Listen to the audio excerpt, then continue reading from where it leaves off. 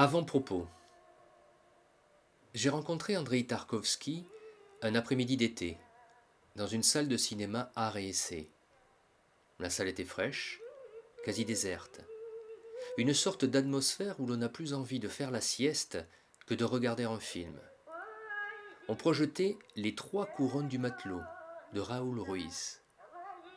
J'ai commencé à m'évader de l'attraction terrestre. À la fin, j'allais rentrer chez moi, mais il faisait beaucoup trop chaud. J'ai pris un Canada Dry à la terrasse d'un café. Les glaçons fondaient instantanément dans le verre. Il fallait que je me réfugie au frais, soit le musée, soit un nouveau film. Je ne comprenais pas le titre, Stalker. Je ne connaissais pas le réalisateur, Andreï Tarkovsky. L'affiche était énigmatique. J'ai donc pris un billet pour dormir 1 heure et demie. Depuis, Andreï ne me quitte plus. Je suis entré dans un univers tout d'abord incompréhensible, puis je m'y suis glissé sans aucune volonté de comprendre, un lâcher-prise total, intégral.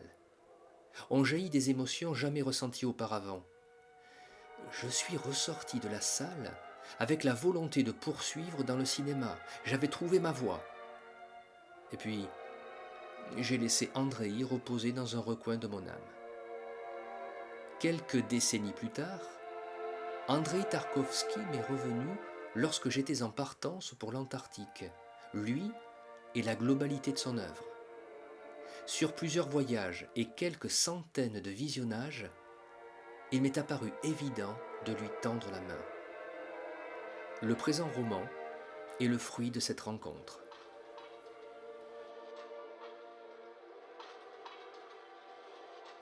Je tourne sans but ma tête sur la gauche en sachant qu'elle repartira sur la droite quelques secondes plus tard.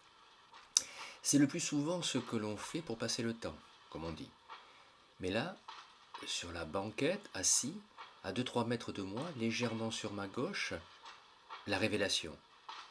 Je suis tétanisé, ma bouche à peine entr'ouverte, un air sans doute un peu niais. J'accommode parfaitement ce coup-ci. Il est net, pas de doute. C'est le sauveur. Une moustache fine, de longs cheveux ondulés, des pommettes creusées avec quelques poils lâchés par-ci par-là recouvrant abondamment le menton, un nez allongé et étroit, un visage allongé et étroit, des lèvres minuscules, un cou tubulaire, un regard perdu au fond de soi-même, des yeux mi-clos qui clignent très rarement, des sourcils bruns incroyablement étirés et d'une finesse telle qu'un crayon n'aurait pu la reproduire. Un long manteau bleu-vert descend des épaules, ses mains posées sur ses genoux, ses mains démesurément longues.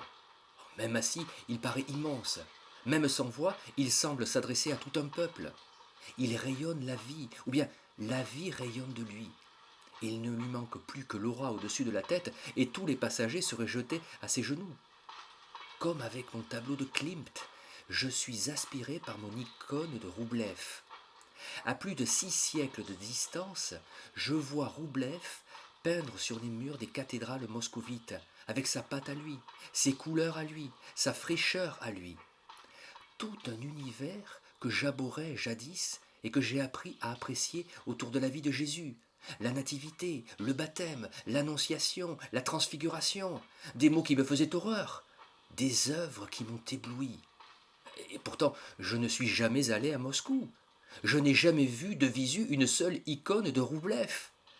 Je ne savais même pas qu'il avait existé un jour. Il a fallu que je découvre une pellicule d'Andreï Tarkovsky. Il a fallu que j'attende les 15 dernières minutes de son œuvre monumentale pour que je tombe amoureux d'une icône. Il a fallu qu'il ose montrer pendant un quart d'heure, en gros plan, une série d'icônes en couleur, dans un film noir et blanc, sans mots, uniquement de la musique, sans explication, uniquement des sons, uniquement des couleurs et des formes tellement grossies qu'on ne peut comprendre de qui ou de quoi il s'agit. Andreï, tu viens t'asseoir juste en face du sauveur de Roublev. Tu serres dans ta main gauche le bouquin que tu as écrit il y a quelques années, peu de temps avant de mourir. Bouquin empli de mysticisme que j'ai lu il y a fort longtemps et dont je ne me rappelle plus le titre. La couverture est contre toi. Je ne vois que ta tête en quatrième de couverture. Je n'y ai pas retrouvé la grandeur de tes œuvres. Je veux dire, de tes œuvres filmées. Par certains côtés, je t'ai même trouvé un peu aigri.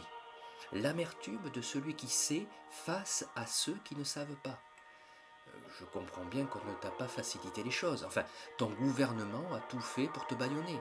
Et c'est sans doute cela, cette contrainte extrême, qui t'a poussé à créer des miracles, à faire jaillir des stalkers de la zone, à aider des Ivans à survivre un jour de plus dans des champs de mines, à brûler.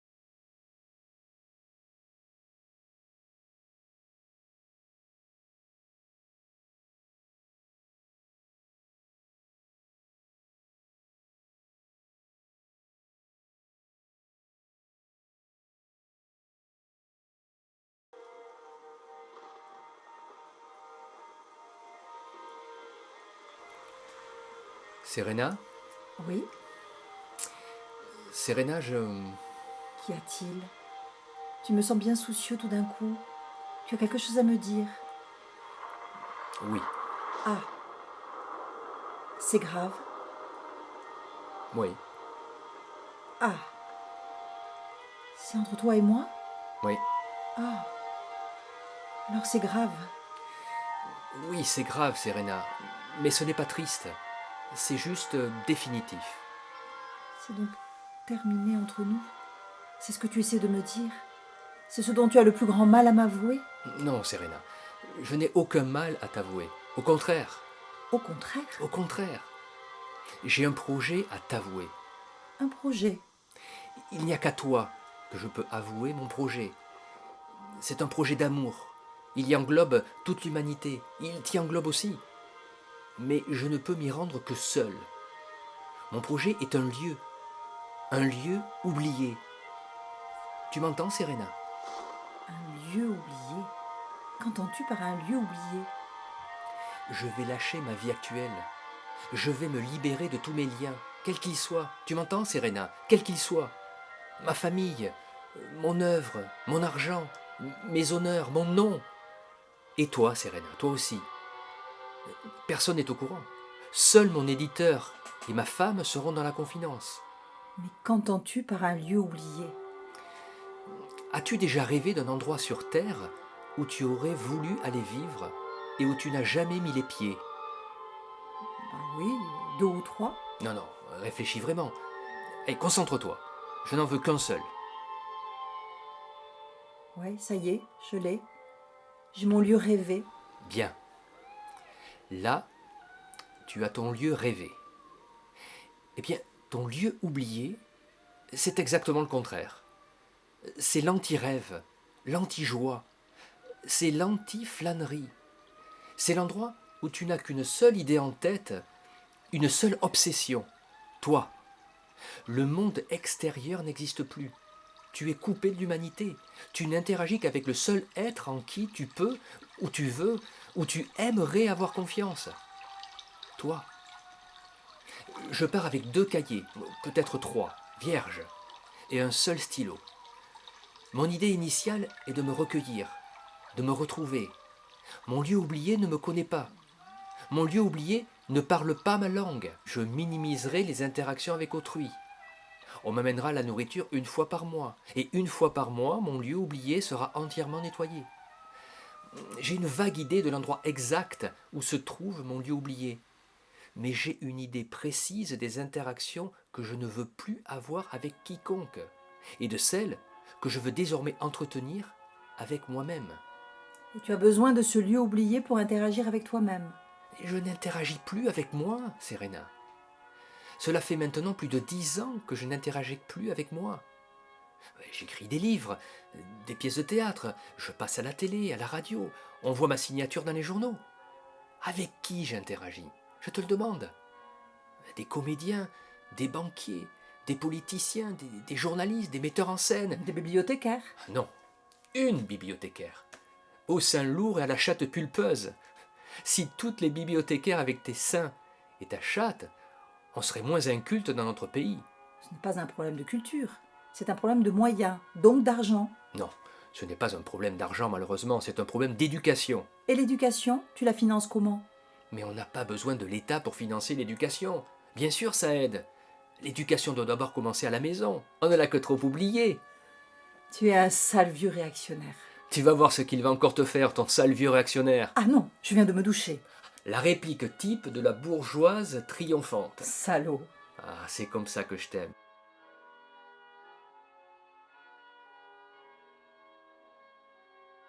Je me lève, j'enjambe 2 ou 3 tasses brisées au sol. J'allume la lumière, je prends ma valise, je l'ouvre, retire un stylo bleu et un cahier vierge. Je reviens m'asseoir à ma table. J'ouvre mon cahier. Les pages sont toutes blanches. J'enlève le capuchon bleu de mon stylo bleu. Je me mets à regarder devant moi. Cela dure 5 minutes, 6 peut-être. Ensuite, mes yeux fixent la page blanche, le stylo bleu se plante sur la page blanche et commence à danser.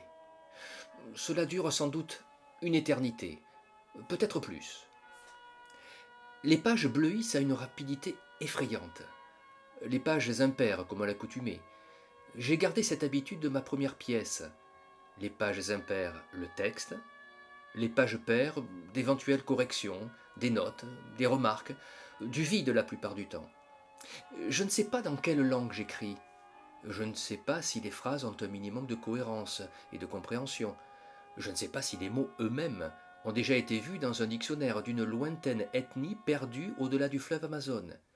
Je ne sais pas si les caractères formant les mots n'ont pas été guidés il y a quelques siècles par de mystérieux extraterrestres. Je ne sais rien de ce spectacle qui griffonne tantôt de gauche à droite, tantôt de droite à gauche, tantôt à partir du centre, concentriquement vers l'extérieur, tantôt du haut vers le bas, tantôt du bas vers le haut, les pages impaires de mon cahier. J'aime ce crépitement de la pointe de mon stylo bleu sur les pages impaires de mon cahier.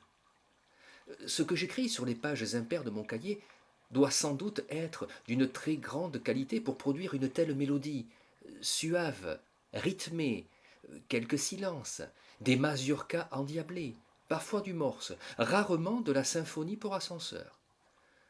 Tout à coup, j'ai faim, ou plutôt j'ai mal au ventre, ou plutôt une sensation de parenthèse dans le processus de création.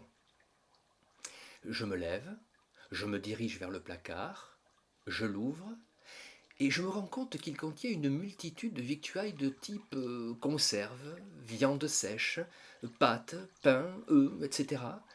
Une sorte de grosse saucisse rougeâtre avec un morceau de pain noirâtre font l'affaire avec un énorme couteau de boucher assassin. Je prends place de nouveau à côté de mes pages impaires, que je saupoutre de miettes de pain et de taches de gras au fur et à mesure que mon estomac se remplit et que mes idées sautent de mon cerveau sur mon cahier. Je lève les yeux et vois le plongeoir. Avec leurs petites pattes, mes idées sautillent de mon crâne dégarni, certains disent méchamment chauve, pour finalement glisser en faisant quelques pirouettes sur le plongeoir. Là, elles attendent en se bousculant.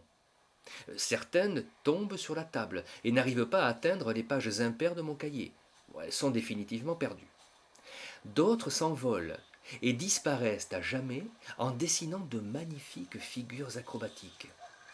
Des malpolis tentent de passer devant les autres. Des timides restent derrière, mais tôt ou tard sautent tout de même. Il y a de la place pour tout le monde.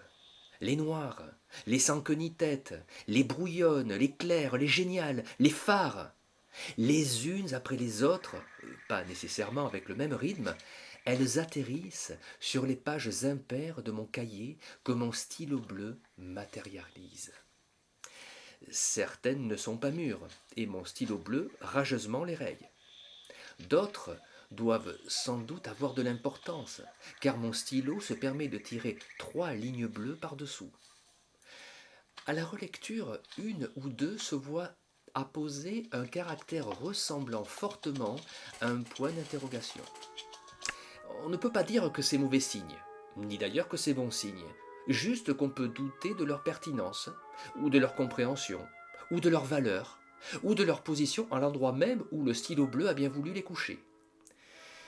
Je prends alors conscience du rôle inquisiteur de mon stylo bleu, ayant droit de vie ou de mort sur toutes les idées sautant de mon plongeoir.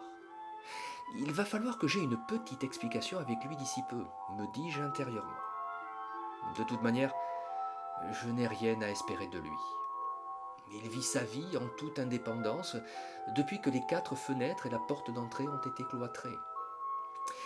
Même quand je vais remplir le pichet d'eau à l'évier, ou que je prends un paquet de biscuits dans le placard, ou que je me fais couler un semblant de café pour me reposer 5 minutes, lui, il continue à bleuir les pages impaires de mon cahier. Et il m'arrive assez souvent d'avoir 5 à 6 pages supplémentaires entièrement recouvertes d'hiéroglyphes bleutés en mon retour de ma phase de repos.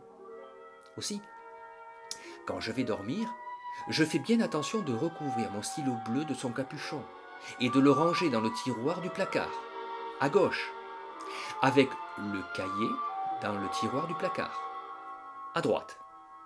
Je vérifie ainsi 2-3 fois que le stylo bleu est bien rangé à gauche dans son tiroir et que le cahier est bien rangé à droite dans son tiroir.